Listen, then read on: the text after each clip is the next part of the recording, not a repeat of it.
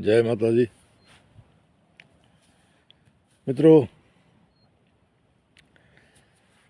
આજે એક વાત કરવી છે જે કેટલાય વર્ષોથી આગલી પેઢી જે છે એ પાછલી પેઢીની કહેતી જાય, એ પેઢી પાછી એની પાછળની પેઢીની કહેતી જાય. આવી રીતે કર્ણો પકર્ણ સાંભળેલી વાત છે. હવે આ વિડીયો થોડો લાંબો થશે, પણ વાત બહુ મજાની સાહેબ. આ વાતમાં દીકરા કેવા હોય, ત્યાગ કેવો હોય,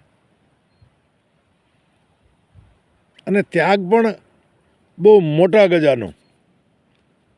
ત્યાગની પરિભાષા જો આપ સમજો ને તો ત્યાગ નાના એ હોય મોટા, પણ આ તો એક મહાન મોટો ત્યાગ. અચ્છા, આ વાત શરૂ કરતાં પહેલાં એક ખુલાસો કરી દઉં કે આ વાત ઉપર મેં ઘણો બધો રિસર્ચ કર્યો. ઉર્દુમાં જેને તહકીકાત કે એ કરી, અને વાત 100% સાચી એના પ્રમાણ મળ્યા. તો હવે આપણે વાતની શરૂઆત કરીએ. તો વાતની શરૂઆત નગર પારકર, પાકિસ્તાનના નગર પારકરનું એક ગામ ડીંડસી. આપણે બધાએ સાંભળ્યું હશે એ ગામનું નામ કદાચ. એ ડીંડસી ગામમાં મેળુ શાખાના એક ચારણ રહે. પરિવારમાં 3 જ જણા,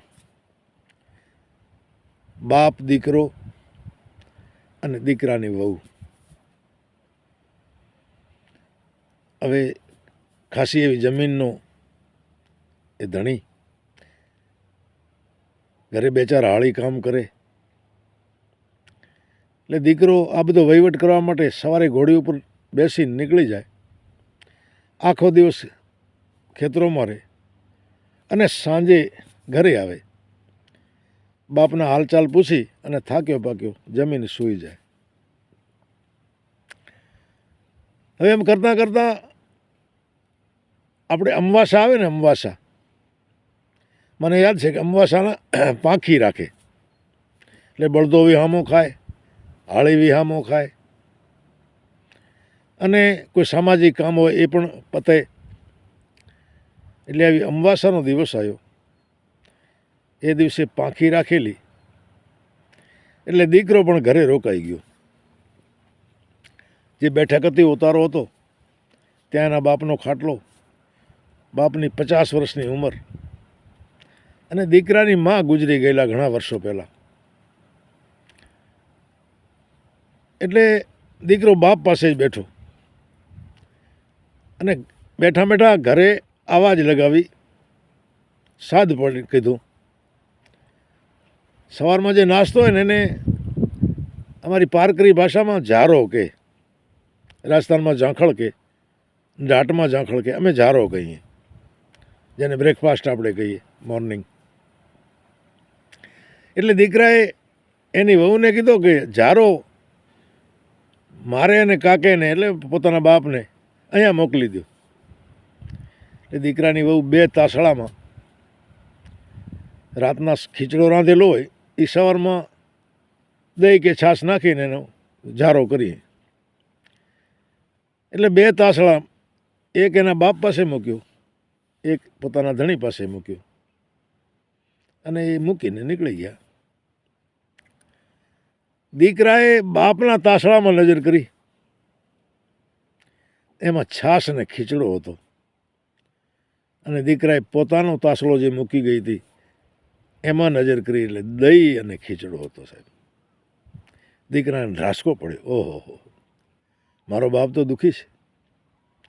પણ મિત્રો, એ બાપ કેવો ડાયો કે આટલા દિવસમાં કોઈ દિવસ કાણીહાણો નહીં, દીકરા પાસે કોઈ ફરિયાદ ન કરી કે હું ખાવા પીવામાં દુઃખી છું. પણ આ તો દીકરો જોઈ ગયો. દીકરાએ મન મારી લીધું, બાપને ખબર ન પડવા દીધી. આ બાપ દીકરે 2 જારો કર્યો, ચળું કરી, તાસળા મૂક્યા પાછા. થોડી વાર અલગ મલકની સમાજની વાતો કરીને દીકરાએ બાપ પાસે એક વાત મૂકી કે બાપુ અમારે બાપને કાકા કહેવો થરપારકરની અંદર. એટલે કીધું કાકા બાપુ હું તો એક જ દીકરો ને તમારે. તો કે આ દીકરા તું એક છે પણ 21 જેવો મારા દીકરા. બાપુ કંઈક વચન માંગો, વચન આપો. હું જે માંગું અથવા તો હું જે કરવાનું કહું એ તમારે કરવો પડશે. બાપને એવી કોઈ ખબર નહીં કે દીકરો શું કહેશે. એટલે દીકરા આમાં વચન શું દેવાનું, અને જ્યાં મારો વચન છે તું જે કહીશ એ હું કરીશ. દીકરાએ બાપને કીધું કે મારે તમારા લગ્ન કરવા છે. હે લગ્ન? એ દીકરા લગ્ન અત્યારે મારે ભગવાનની મહેરબાની તો એક મારે છે 21 જેવો છે, કાલે એક ભગવાન પોતરા દેશે, લગ્ન ન થાય આ ઉંમર. તો બાપુ તો ફાંસી ખાઈને મરી જઈશ જો લગ્ન તમે નહીં કરો તો. બાપને મજબૂર કર્યા. બાએ હા પાડી બાપે. અને મિત્રો દીકરો બીજે દિવસે ઘોડી ચડ્યો પણ ચાંદીના રૂપિયાનો પાવરો ભરીને નીકળ્યો ભાઈ. પોતાના સગાના સગા હશે નીકળી ગયો ઘણો દૂર. ખબર પડી કે એક પરિવારમાં દીકરી છે, ઉંમરલાયક દીકરી છે. દીકરાને એમ કે જેટલા રૂપિયા માંગશે એટલા દઈશ, પણ બાપનું હક પણ તો કરી નાખો. ત્યાં ગયો, રાતના મહેમાન થયા અને એ પરિવારમાં દીકરાએ વાત નાખી, સગાઈ કરવા આવ્યો છું પણ સગાઈ મારા બાપની કરવા આવ્યો છું. દીકરીવાળાએ કહ્યું ના ભાઈ એ નહીં થાય. બીજ વર્તારો બાપ અને ઉંમરે 50ની થઈ ગયેલી, અમારી દીકરી નહીં આપી. પણ આ વાત આખા પરિવારમાં ફેલાઈ ગઈ કે એક જવાન આવ્યો છે એના બાપની હગાઈ કરવા. એટલે જે પરિવારમાં દીકરી હતી જેના માટે આ માગું લઈને ગયો એણે પણ આ વાત સાંભળી. ખેર ના પાડી. સવારમાં ઘોડે પલાણ માંડ્યા અને એને વિચાર થયો કે હવે બીજે ગામ જઈશ જ્યાં કોઈ દીકરીના વાવડ મળે કે ઉંમરલાયક દીકરી શું જઈશ. હવે યોગાનો યોગ આ એ જ દીકરી જેનો માગો લાવ્યો હતો એ અને એની ભાભી આ બંને કૂવા ઉપર પાણી ભરવા ગયેલા. સવારમાં જાય ને ગામડાની દીકરીઓ બહુ. હવે ઓજલ પડદાવાળા ઘરો એટલે કે દીકરાએ જોઈ તો હતી નહીં કે જેના માટે હું માગો લાવ્યો એ કન્યા કેવી છે કે એના ભાભી કેવા છે. એને ખબર નહીં કે આ પાણીયારી જે છે જ્યાં હું આ મહેમાન થયો તો એ જ ઘરની છે. એટલે એને એમ કે પાણીની સંદારી ભરતો જાઉં, ઘોડાને પાણી પાતો જાઉં.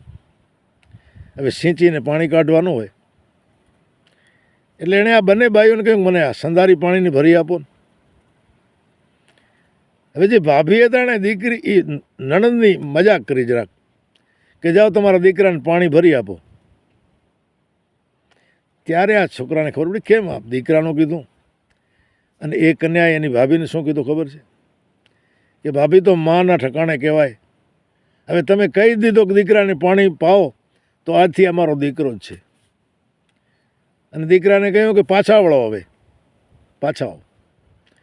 બંને હેલ ઉપાડી ઘરે આવી અને એ કન્યાએ એના મા અને બાપને કહી દીધું કે રાતે જે જવાન માગો લઈને આવ્યો ને મારી સગાઈ હું જ કરો, મારા લગ્ન હું જ કરો, બાકી સંસારના બધા મારે ભાઈ બાપ છે. અને મહેમાનને પાછો બોલાવો. મહેમાનને પાછા બોલાવવામાં આવ્યા અને દીકરીના માવતરે એ જવાનને કીધું કે હવે વાત સાંભળો, દીકરીએ હઠ પકડી છે તો હવે મારી માનવી પડશે વાતને.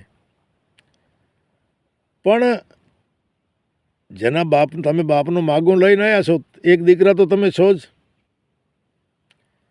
હવે કદાચ અમારી દીકરીને જે દીકરા થાય એટલે જમીનના વધારે જમીનના હકદાર તો તમે થઈ જાઓ તો અમારા દોહિત્રાઓને શું મળે.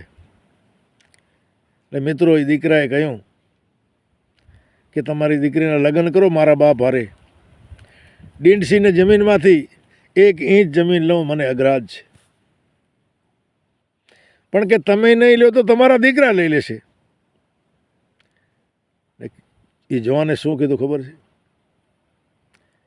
તમે લગ્ન કરો તમારી દીકરીના, વરઘોડિયા પોંખાય અને અમે 2 માણસ ડીનસીનું પાણી હરામ કરશું.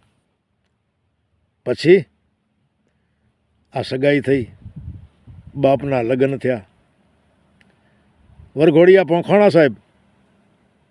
અને એ દીકરાએ એની ઘરવાળીને કીધું કે હવે ઊંટ ઉપર પાખડો માંડો, સાંજ કરો, હવે ડીંડસીમાં રહું ને મેં વચન આપેલા છે. અને એ બંને ધણી ધણિયાણી સાહેબ નીકળી પડ્યા. એ ફરતા ફરતા આજનું દહેગામ જે અમદાવાદની આજુબાજુ છે એ દહેગામમાં આવ્યા. અને એનો વંશવેલો આજે પણ દહેગામ અને આજુબાજુમાં છે. મહેડું, અટકના ચારણો. અને જે બાપ ડીંડસીમાં રોકાઈ ગયા હતા એનો પણ વંશવેલો 1971 સુધી ડીંડસીમાં હતો. આજે કચ્છમાં વસેલો છે, રાજસ્થાનમાં વસેલો સાહેબ. એટલે આને કહેવાય ત્યાગ. દીકરા કેવા, બાપ કેવા, આને કહેવાય ત્યાગ સાહેબ.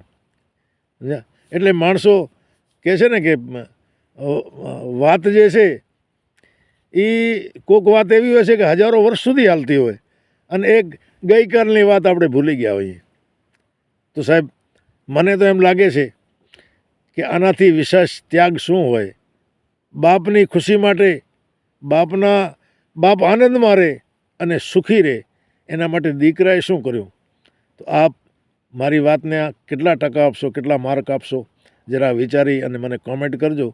તો જય માતાજી, જય હો, જય હો.